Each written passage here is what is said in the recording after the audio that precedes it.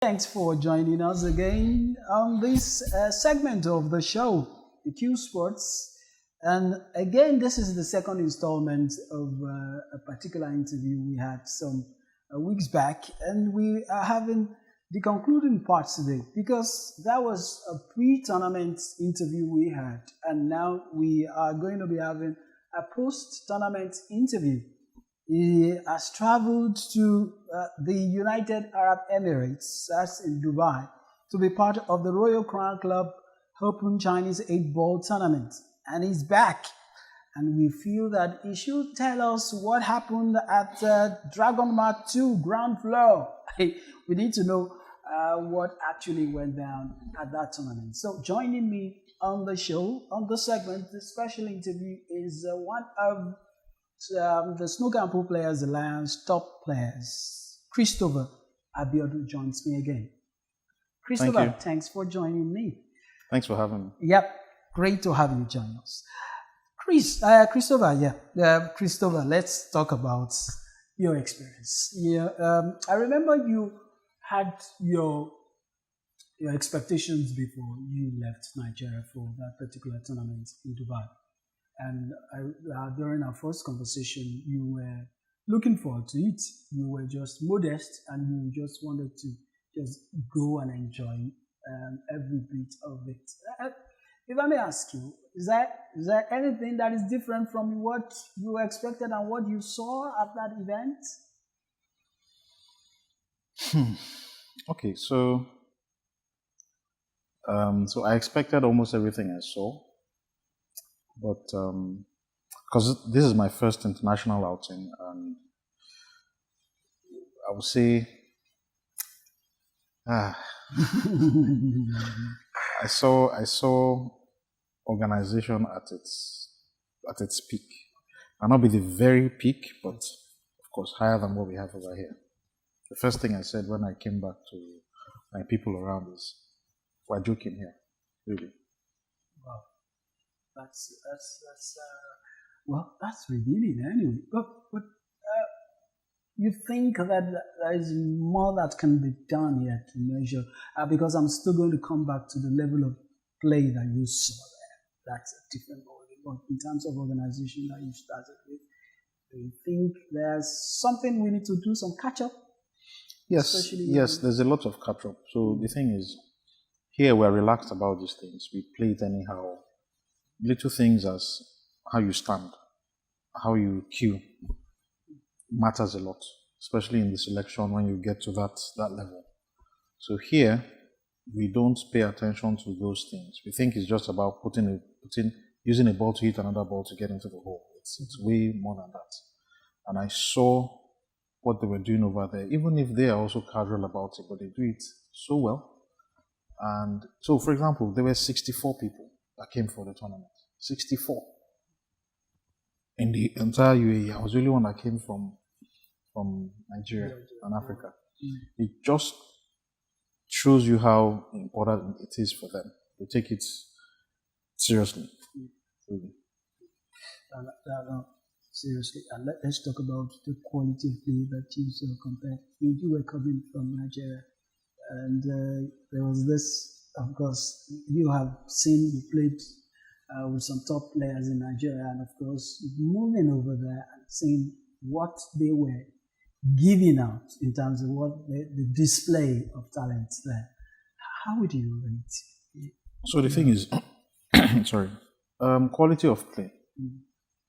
We have very good players over here that if they were to go there, they will be at par with them in terms of the ability to pot a ball, the ability to win a match, the ability to strategize, the ability to defend, and all that. I know that we can actually match them. So whenever you say it's one of the top players, yes, I'm one of the top players, but not the best. One of the top. On the ranking, yeah. Yeah. The quality of play, we have the same thing, really. Really. Do you think anything could have changed if you had, because that means that the more the merrier, if SPA, PPA really has, maybe we've had more players go along with you to the baton, and maybe there would have been some slight difference, or there would have been kind of. So I'm not sure there will have been any difference because, frankly, we only pot balls here. Like I said, we were joking here. We don't take the rules seriously. We don't take the rules of the game internationally seriously. So, again, in this place, I would like to thank God. So I thank God. I started with playing with all the rules that are international. So I know the rules. So when I get there, or when I got there, I wasn't asking, is it ball in hand, or is it too short, or if it doesn't touch the cushion. I was happy that I could play at par with whatever it is. There was no confusion. There was no argument as to is it a foul or whatever. So I don't know if I'm going to jump the gun now, but the way to improve our game here and now, the SPPA has to really try to intervene, is to enforce the international rules, because I'm very sure the SPPA is not looking at developing the sports and making it local. We want to be able to compete. We want to be able to export talents. If you are going to compete on the global stage, you have to play by the global rules, the rules that they follow. So no matter where it is, play by the rules. I came back and I said I would never ever play on a 7-foot table again. Or the bar box. Nah, I would rather play on a 9-foot table or max 12-foot. Okay, so I have a 12-foot Chinese table at home. So 12-foot, 9-foot, yes. So you need to continue to practice on those type of tables and practice the rules so that if you are called upon anytime, you can represent. We need to organize more competitions here and use the same rules that are applicable there so that we'll be used to it by the time any of us goes there. It doesn't even have to be a tournament if you go there. Before I went to Dubai, I went to Egypt and I went to play on their tables. I went for a company thing. And I played, and we were playing by the same rules, international rules, they're not different. But it's only in Nigeria, maybe it's not only Nigeria, but we have our own totally different set of rules. So I was able to function properly in Egypt and Dubai without anybody saying anything, because I already play by the international rules. So that is one thing that the SPPA can really enforce and make people learn to do here. We already have brilliant players. If it is to put the ball in the pocket, we have that, but it is beyond that. I understand. It could be embarrassing when you travel. Very embarrassing. You don't know the rules. I think I understand where you're going. Yes. Yeah, and I really, that is almost now squarely falls on, the stakeholder, which the SPP is part of, I agree, really should. So now, let's talk about you now again. What is, you've gotten your baptism of fire in the first tournament. What next now? So I think for me, I'll take the game a lot more seriously now. I won't say pro, but I'll take it a lot more seriously. Like I said, when I came back, I said I would never play on a 7-foot table again. That's one of the things there. So I don't want to be caught unawares. I don't want to go somewhere and have all the equipment. I actually have everything.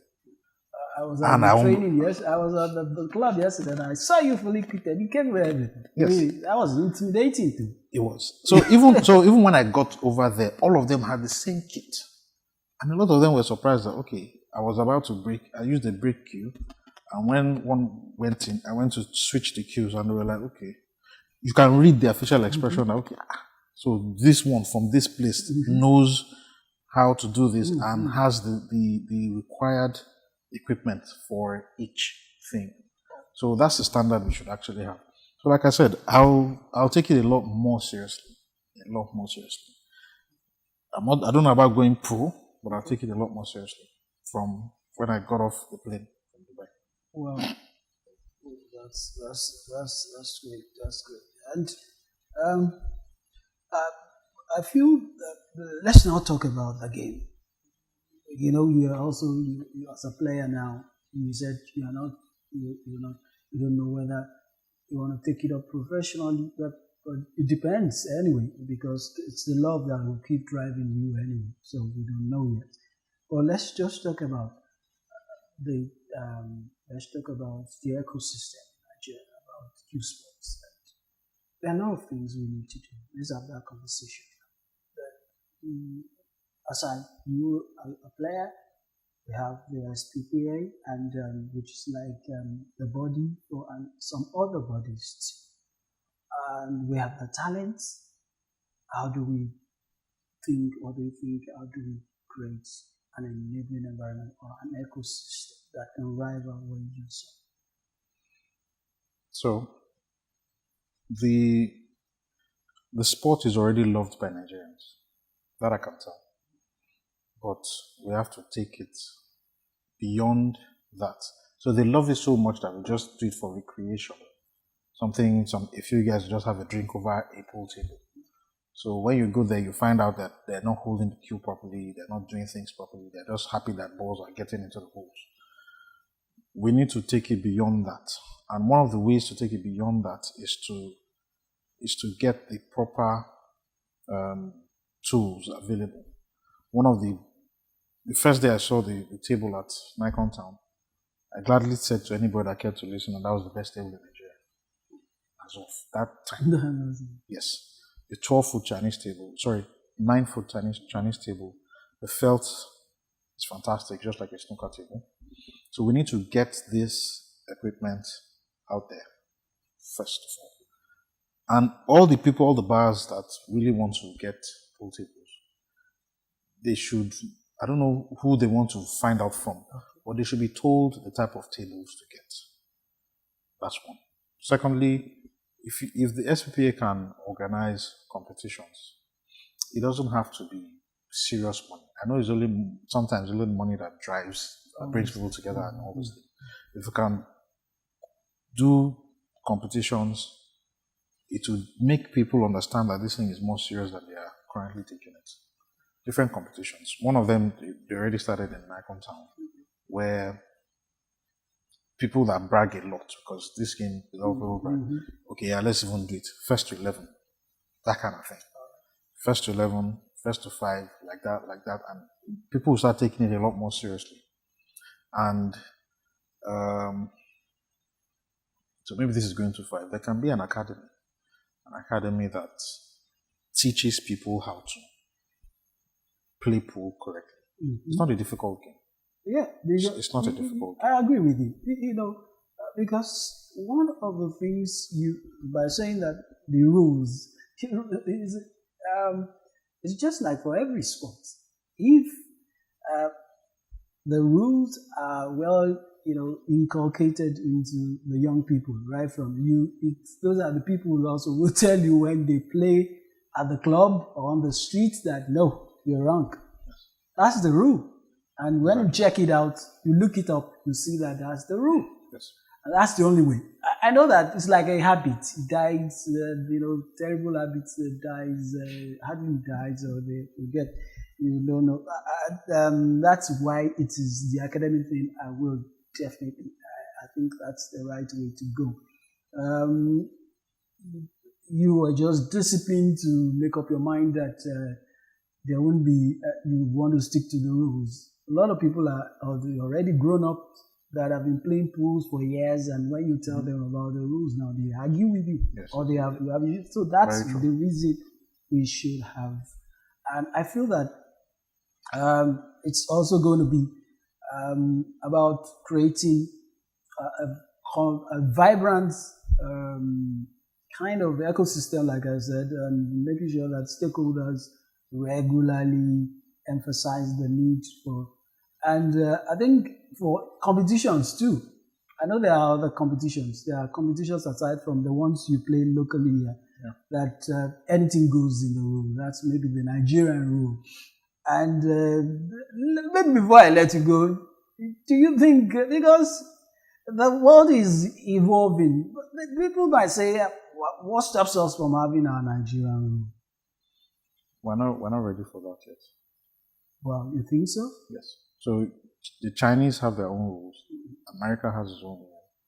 I think the English have their own rule also. We're not ready. We're not ready in terms of infrastructure, in terms of manpower, in terms of exposure. We're not ready. So you feel that we should just start from where the base is first. Yes. And well, I must say this is an eye-opener for me too. Just seeing you here. And eventually, you think how long do you think can get us to the place before we wrap things up? How long do it take us to have our own rules or to be forced to reckon with? Honestly, I don't know. I don't think there's a time limit. All I'll just say is we need to start now.